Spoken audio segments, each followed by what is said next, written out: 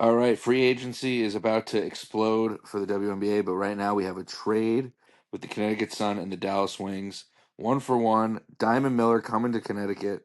We are sending back Rayah Marshall, rookie second rounder from last year, um, on top of Marina Mabry officially uh, leaving the Sun for the Tempo. So best of luck to her. Breaks all of our hearts. But yeah, a lot of news to talk about, and a quick little video here for you guys. I hope everyone's staying with us and not too upset with prior things. And Joe, what do you think about this trade? We got Diamond Miller coming in. She's 25 years old, still very young. So we're losing youth for more youth. Second overall pick in 2023. She's from New Jersey, so kind of local for now. This last year, she played for the Lynx for the first 2 years, and then was in the DJ Carrington trade to the Wings. Was an all rookie team when she got playing time in 2023. She was all rookie team and got 26 minutes per game. She averaged 12 points, three rebounds, and 2 assists when she was a starter. And then her minutes got cut in half when she got hurt and replaced by Bridget Carlton, and never really found a spot. What do you think her fit is with the Sun, and can she get back to that person she was before the injuries in her rookie year? Yeah. Hey, everybody. I was surprised to see Rayah Marshall go, but at the same time, we talked about last year's roster construction, and it was a lot of really small guards, and it was a lot of bigs, right? Or a lot. It was a couple bigs. So like our size on the wing was 6'1" and under, or it was 6'4" or 6'5" on the inside. Like we didn't really have a lot of players in that 6'2", 6'4" range who can play on the perimeter. So that's the first thing I look at. I love my phrases and everything. I think this one's going to fit really nicely with this, but it's a diamond in the rough, right? That's what you're looking for here. It's Connecticut this year. I feel like I don't know if we make any huge free agent splashes in the last year here under this regime and ownership. I think you're gonna have to take flyers and see, what kind of players who received a salary bump, and because as you mentioned, like Diamond Miller was a second pick, so like I believe her salary is over 500K now because of where she was drafted. So this is going to be how Connecticut kind of uses the cap space, right? They're going to have to take on some players with a little more salary because I'm assuming there's got to be some kind of rules. We'd have to look at it to see like if they have to spend a certain amount of money this year.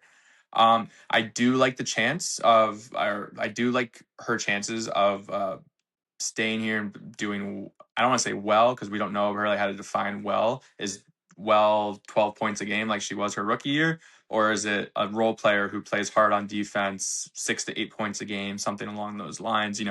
Helping out as a depth piece. The way our roster is right now, I mean, we're looking at just by thought, right? Lacan, Rivers, um, Morrow, uh, Olivia Nelson-Ododa as definite starters. Does she slide in as a fifth starter at the wing to replace Marina Mabry? Or, are more moves to be had in free agency? Now, on the other side of this, we never really got to see Rayah Marshall get a chance last year. You and me were begging for it throughout the season because we really wanted to see what she could have been. We were playing players like Diaby, and there's another player who we both were like, why is she on the floor so much as a big? They ended up waiving both of them, but we really were hoping Rayah Marshall was going to get some run. This is another opportunity for her to go be successful somewhere else. So overall, I mean, as much as I'm upset about seeing Rayah go because we thought that she was a long-term project and like could shake out, you get someone who has had success in the league, and hopefully in a place like Connecticut this year, she can get her confidence back. Yeah, and Dallas I think needs bigs. They lost. They s- they Geisel I think Soder. Lee Yuru is not. Yeah, Lee Yuru I think is not going to return to Dallas as much as Earn Page. I think she's gonna look to get more money than I think Dallas would give her. I think they're gonna need a big, but hopefully I like Lee and the Page down in Dallas, so that'll be a good big for Ray to learn behind and split with.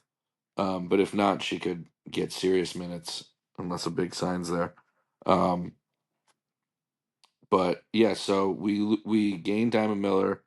I don't necessarily think she'll start unless our free agency is really, really just lackluster. Like we don't want to give maxes to anyone. I assume we have to. So I assume we're gonna give somebody who's maybe overlooked a little, maybe like an Enrique type, somebody who is great, but like I don't know, maybe teams don't want to pay um, someone that age or who's coming off a year, I guess that wasn't her best, but somebody that like the league is missing on because of a certain factor. I think we might have to step in and snipe one of them that's still got greatness in him. I don't know if we're gonna get the Kelsey Mitchell we want because she's so on demand right now.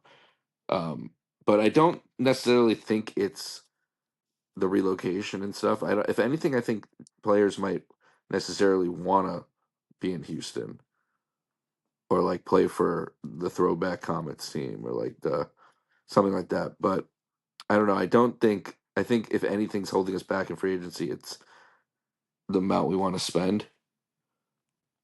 Um, yeah, because we do have a good core, and we. I don't know.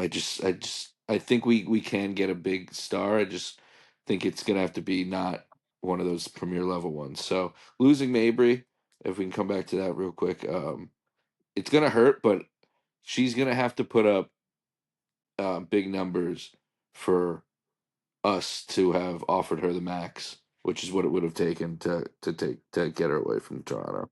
So that's it's you got to look at it from a business standpoint. Will she hit those benchmarks that you probably need for what she would have had to get paid for Connecticut? But you do lose a hometown favorite. So I don't know. Joe, what are your final thoughts on all this? Yeah, the whole Marina situation really stunk. Obviously, there's no public information to the protections and how that worked. We pretty much figured who we were protecting because it seemed pretty straightforward for us that it came down to Liv or Marina. As we did more research after last episode, every team could only, or the two expansion teams could only grab one unrestricted free agent, right? So we know that Bridget Mm, Carlton was the first one, and that Marina ended up being the second one.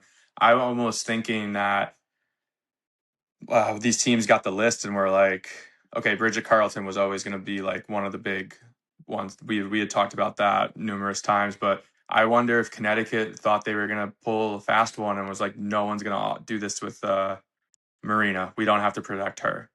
Because we were talking names like Azura Steven, Ezzy Megnabor, like a Goomba Wallet. Like we were talking some pretty big names who, I mean, from the outside our market, like you would say that they were bigger names than Marina Mabry, right? Just impacting winning or yeah, like on playoff teams or potential playoff teams if they were healthy. Like we just thought like bigger names. So I really wonder if Connecticut was like, we'll protect Liv, who we think would 100% get picked, and we'll take our chances with Marina. And it backfired. Now that may not be the case. We don't know the conversations behind closed doors and if how this whole thing worked. But obviously, losing that fire and passion that Marina brought, she was really like good with the rookies and building them up and showing them, probably mentoring them how to survive in the W. So all of that stuff is going to be a major thing to lose. And I mean, not to get too far off track, I'm sure we'll save it for the free agency episode that we do. Like, is Tina coming back? Because now we're missing a lot of veterans on this floor. Like, uh, it's going to be very interesting to see how the next couple days play out with the big rush. Again, 99% of the league are free agencies. We have our hopes, we have our wish lists, we have our desires, but I think we just need to let this one play out to see how we replace the team or replace the players we've lost on the team. yeah, it should be a fun ride in free agency over these next couple days. I hope you guys are sticking with us. Subscribe to us on YouTube, follow us on Instagram, and on podcast apps everywhere. No shade, CT Sun, for now. Um, and yeah, a lot of content coming these next couple weeks. So thanks for watching. Thanks for listening, and we'll see you soon. Happy free agency.